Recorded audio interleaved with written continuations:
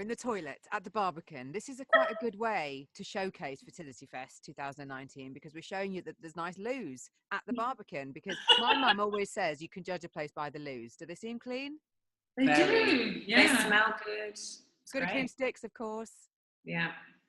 So this is Gaby and Jessica. If you're watching this, I've decided to do a little podcast chat with Gaby and Jessica, creators of Fertility Fest, so you can see them, just to mix it up a little bit, because we want to talk about what is going to be an epic month of activity in 2019. I was just getting a bit of background from Jessica. I mean, the pair of you are formidable in what you've already done, and you just really upped your game for next year. So let's just start. I will put all the links, of course, in the show notes to the Fertility Fest website. But let's just start with what we can expect for 2019. No sleep for you two for at least 4 weeks. We're tired already. We are tired already.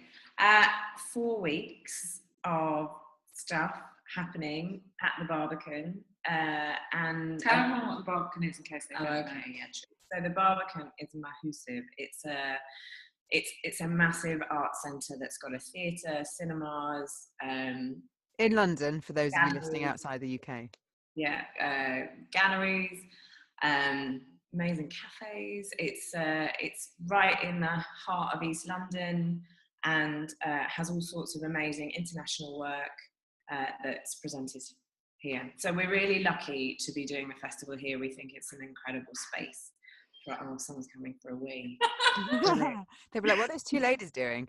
Not only is it an incredible space, but you thought you'd just extend Fertility Fest to really make the most of the opportunity you've been given, going over 4 weeks. Yeah, and that's partly because at the heart of Fertility Fest next year is going to be a new show, which we're co-producing with the Barbican and also Sydney Theatre Company. So Fertility Fest is going to Sydney as well, and it's the world premiere of a stage adaptation of Julia Lee, the Australian writer's memoir Avalanche, which is about her journey through IVF. So that will be on the main stage and form the centrepiece of Fertility Fest. And then we've got a whole load of performances and panel discussions that are happening around that. Now, I'm not going to do the whole backstory of Jessica and Gaby because I will put it on the show notes, because the pair of them have very different fertility stories. And that's what's kind of been the creation of Fertility Fest, to showcase the highs and lows, the different extremes, the ways in which we were all affected. And it started in 2016, and then it went this year, we're talking in 2018, we're talking in October 2018. So a few months on from what was a wonderful Fertility Fest in its second incarnation. How are you both feeling from what you experienced and what people have fed back to you? I think we learn a lot. Every year we learn, and we learn what not to do, and we learn what we need to do. So I think we're excited about this year. We feel like we sort of might nail it this year. Oh, well, we'll never nail it, but it is the biggest and the best Fertility Fest so far. And it feels like it's the third edition. And it feels like, yeah, exactly as Gaby says, that we're bringing together everything that we think works really well. Obviously trying some new things as well, because you've always got to try new things. It is really exciting to be doing something so ginormous at a world-class venue that is really hopefully going to catapult the subject of fertility and infertility and modern families and the science of making babies, and how the power of the arts can change all those things for the better. You know, here it's an incredible opportunity, and we just want so many people to come and experience it. I think also we've learned just how wide the subject matter goes. So from people who are starting to think about having families, you know, and battling with their career and thinking about when's the right time to start, how might they do everything, to people who are having families in different ways, and people who are struggling without being able to have conceived. So yeah, there's just so many topics, and hopefully being in this big venue, we can actually cover a lot more of them this year. And as you know, Natalie, that the discussions all stem from the work that artists are making, and that's theatre makers and choreographers and musicians and filmmakers and writers and visual artists, and then them having discussion and debates with experts in the field. So we've got some, like this year we had over 200 experts and artists involved, and we've got even more that are coming next year, and new artists making work in new ways all the time. So we hope for people that came before, there's going to be new things to experience, and people who haven't been before, you know, are hopefully going to be blown away by the range of stuff that is on offer. And just talking about the experts, because you took Fertility Fest to Eshrei, which is the European kind of scientific conference, and you performed there. What was it like performing your art in front of the scientists? I mean, it's amazing. Eshrei, I didn't even know, as a patient, you know, I didn't even know Eshrei existed. Yeah, I didn't. Recently. Yeah, did you? So it's attended by 12,000 fertility professionals, and it takes place in a different European city every year.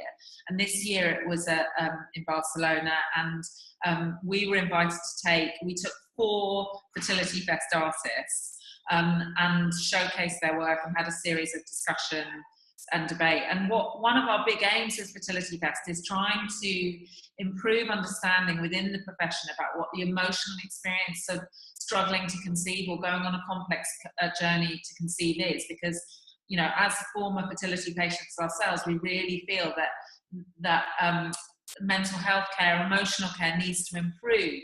And I really feel that we made, as I said, a small and subversive influence in Barcelona, and also through the Fertility Fest that we've done. And obviously next year is going to be hopefully the biggest and best opportunity to do that here in London, that we're actually starting to make changes. I mean, we've heard that clinics are starting to introduce calls during the 2-week wait to see how their patients are doing.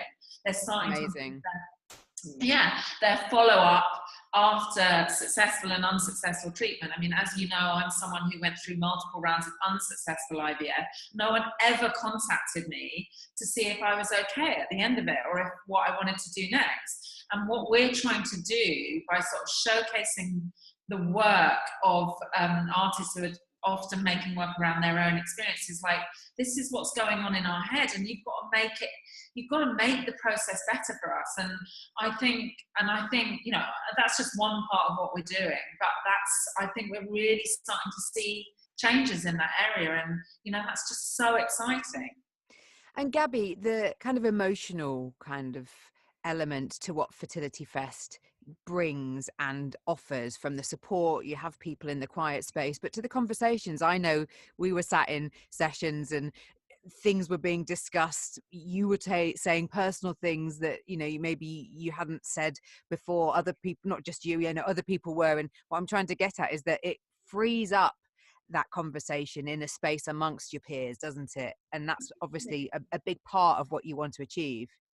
I think it's really empowering and comforting to know that other people have been through similar experiences, that they can recognize the same things that you've been through. And, you know, I was in a session with my other half, with you actually, Natalie. Yeah, that's what I'm talking about. Yeah. And I was learning things about him that we hadn't actually, you know, we hadn't had those conversations at home, and we were suddenly having them in front of an audience. In public. Yeah. But no, it was brilliant. It made me think very much in a different way. I think also because I was lucky, I had children, I had twins. And I think maybe sometimes people think that you sort of delete that part of your life, but it's very much it sort of scarred me. It's definitely still a part of who you are. Yeah, absolutely. And that time will never be erased for me, and the impact that it has on me now as I parent, I think, is pretty fundamental, in good and bad ways, I think. Mm-hmm. So that is something that we're really trying to discuss more. And again, we've got artists making work around that, about what it means to be a child of the science, and also what it means to be a parent who's had to make your family in this way. So we're really that's the sort of conversation that we feel we're really wanting to open up more.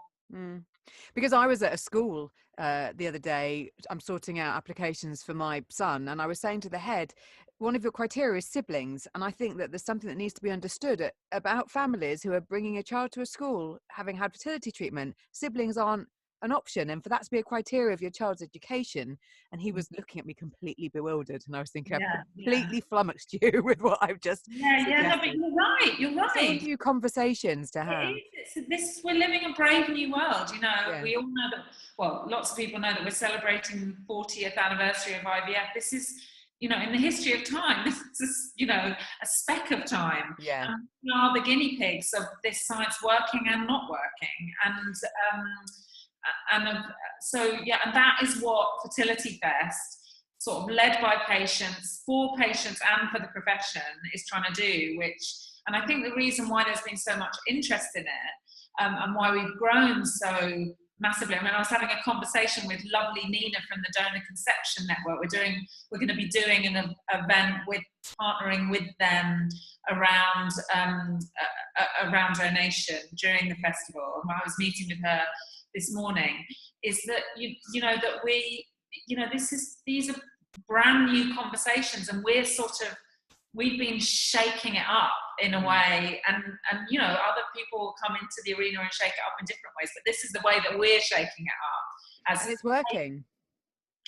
Pardon? And it's working. Oh, I hope so. Whilst we're talking about shaking it up, because I know you've got meetings to have outside of the toilet in the Barbican, that's not your only meeting place. You might just do them all here. Well, you could. It's good sound. I'm aware that this is a real kind of UK focused chat, but there's something else that I just wanted to share that has just happened in the UK, because there's been this big campaign with Fertility Network with the hashtag Scream for IVF, where we've been trying to get this petition signed to have fairer access to fertility treatment. And I wasn't able to make the rally. Jessica, I know you were there. Were you there as well, Gaby? No, Gaby was. Yeah, I was there. So how did that feel? What do you feel about that whole kind of campaign and the success? I am so I'm just beside myself with excitement about the campaign, because we've got nearly 90,000 signatures now up to the petition calling for fairer access to IVF treatment in the UK. And once we get to 100,000, and if you haven't signed it, if anyone's out there who hasn't signed it yet, please. Yes. I'll put the link in the show notes. Because once we get to 100,000 signatures, then it will precipitate a debate in Parliament, and that's the sort of thing that can start to bring about change. So I'm really excited about it. I think Fertility Network UK and IVF Babel, who are promoting it, have done an amazing job.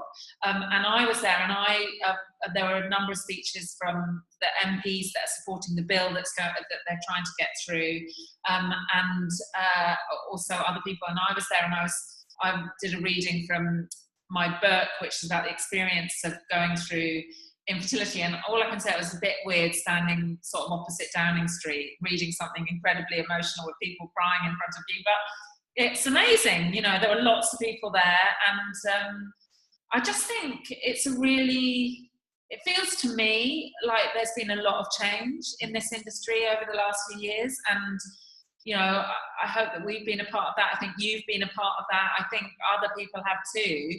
And it feels like we're making things better, and that's exciting. And onwards and upwards. All right, I'm going to let you leave the loo, and we're going to obviously be talking more. But this was just a kind of quick update from Jessica, because it's National Fertility Awareness Week that I'm going to be sharing this little chat with you. Again, a week full of conversation. I know it's in the UK, but because of social media, we're all seeing each other's stuff. That's the power of it all. And we've got really exciting plans for Fertility Fest to make sure we can spread it as far and wide. And if you haven't listened and watched some of the content that we shared from 2018's one from May, was it May or March? It was May, the one that we've done. Again, I'll put all the links. Ladies, best of luck, and enjoy your meetings today. Our mailing list on there as well. Sign up to our mailing list. Yeah, all the details so you can keep up to date will be on the show notes. And thanks. Enjoy your day, and look forward to speaking again soon. All right, bye.